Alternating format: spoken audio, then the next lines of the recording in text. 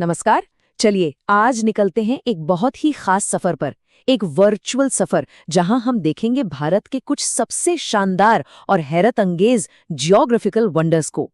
ये एक ऐसी यात्रा होने वाली है जो हमें हिमालय की बर्फीली चोटियों से लेकर विशाल हरे भरे मैदानों तक ले जाएगी। तो चलिए भारत के इन अजूबों को मिलकर जानते हैं। तो इस सफर की शुरुआत करते हैं एक सवाल के साथ। क्या आपको पता है कि भारत का सबसे ऊंचा पर्वत शिखर कौन सा है? ये एक ऐसा सवाल है जो हमें सीधे देश के राजसी हिमालय की ओर ले जाता है। इस सवाल को जरा ध्यान में रखिएगा क्योंकि हम जल्द ही इसका जवाब जानेंगे। तो हमारा ये सफर शुरू होता है उत्तर की राजसी पर्वत श्रृंखलाओं से। जी हाँ, हिमालय से। इसे अक्सर दुनिया की छत भी कहा जाता है और ये नाम इस पर बिल्कुल सही बैठता है। ये विशाल पर्वतमाला न सिर्फ भारत की सीमा है, बल्कि यहाँ देश के कुछ सबसे प्रभावशाली भौगोलिक चमत्कार भी छिपे हुए हैं। तो हमारा पहला पड़ाव है भारत की उत्तरी सीमा पर खड़ी ये विशाल पर्वतमाला। ये सिर्फ पहाड़ नहीं है, बल्कि एक पूरा इकोसिस्टम है जो पूरे उपमहाद्वीप पर अपना असर डालता है।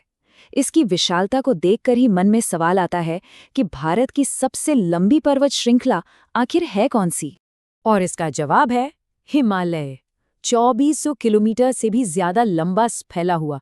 लेकिन जैसा मैंने कहा, हिमालय सिर्फ पहाड़ों की एक लाइन नहीं है। ये एक जबरदस्त भौगोलिक ताकत है जिसने सदियों से भारत के कल्चर, मौसम और जिंदगी को एक गहरा आकार दिया है। तो हमारी इस खोज के लिए ये एक शानदार शुरुआती बिंदु है। अच्छा, अब जब हम हिमालय की विशालता को समझ गए हैं, तो चलिए उस पहले सवाल पर वापस चलते हैं जो मैंने शुरू में पूछा था। इस विशाल पर्वत श्रृंखला के बीच भारत का सबसे ऊंचा शिखर कौन सा है? और वो शिखर है कंचनजंगा। सोचिए, 8,586 मीटर की जबरदस्त ऊंचाई पर ये शानदार चोटी दुनिया का तीसरा सबसे ऊंचा पर्वत भी है। सही मायनों में प्रकृति की ताकत का एक प्रतीक जो सीधा आसमान को छूता है। तो इन ऊंची चोटियों से अब हम अपना रुख करते हैं पानी की तरफ, उन जीवन देने वाली धाराओं की ओर जो इन्हीं पहाड़ों से निकलती हैं। नदियां और झीलें जो हिमालय की लाइफलाइन हैं और मैदानों तक जिंदगी पहुंचाती हैं। तो पानी की इस कहानी में अगला सवाल आता है भारत की सबसे लंबी नदी के बारे में। वो कौन सी नदी है जो पूरे देश में बहती है और करोड़ों लोगों के लिए सिर्फ पानी का सोर्स नहीं, बल्कि एक पवित्र जीवन रेखा है? वो नदी कोई और नहीं बल्कि पवित्र गंगा है। एक ऐसा नाम जो पूरी दुनिया में गूंजता है। इसे सही मायनों में भारत की जीवन रेखा कहा जाता है। गंगा का सफर अपने आप में एक कहानी है। ये गंगोत्री ग्लेशियर की पवित्र बर्फ से एक छोटी सी धारा बनकर निकलती है और फिर जैसे जैसे ये पहाड़ों से नीचे उतरती है, ये विशाल होती जाती है।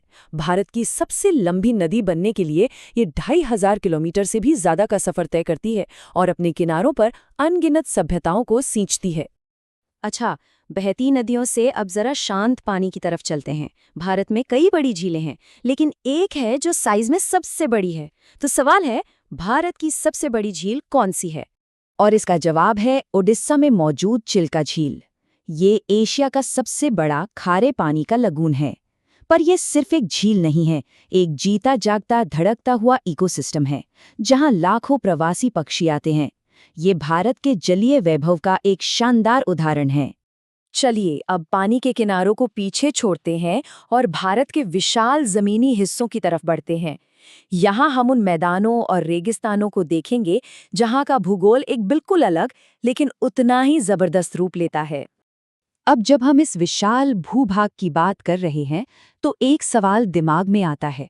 भारत इतने सारे राज्यों में बटा हुआ है, तो क्षेत्रफल यानी एरिया के हिसाब से सबसे बड़ा राज्य कौन सा है? और जवाब है राजस्थान।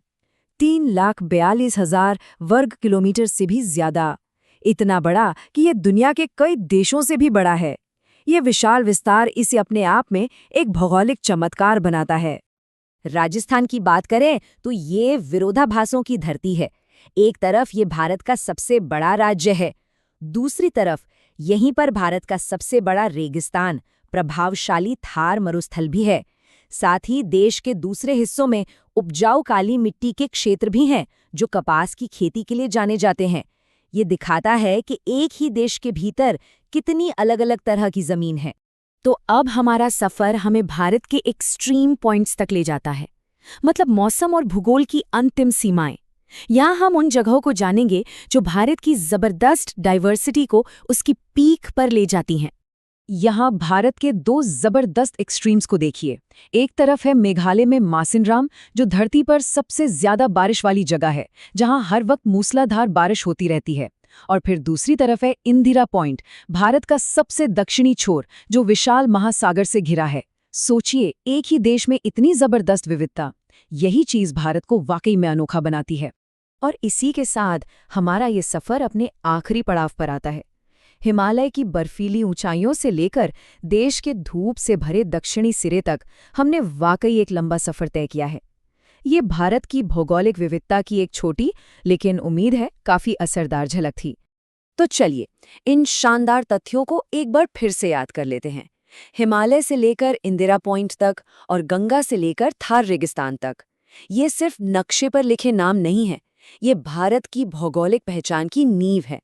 इनमें से हर एक चीज उस खूबसूरत और विविध तस्वीर को पूरा करती है जिसे हम भारत कहते हैं। ये सारी भौगोलिक खासियतें भारत को वाकई में यूनिक बनाती हैं। लेकिन भविष्य को देखते हुए एक सवाल जरूर उठता है, क्या ये खूबियां हमेशा एक आशीर्वाद बनी रहेंगी या फिर आगे चलकर एक चुनौती बन जाएंगी? ये एक ऐसा सवाल है जो हमें इस धरती की अपार शक्ति और इसकी नाजुक का दोनों की याद दिलाता है।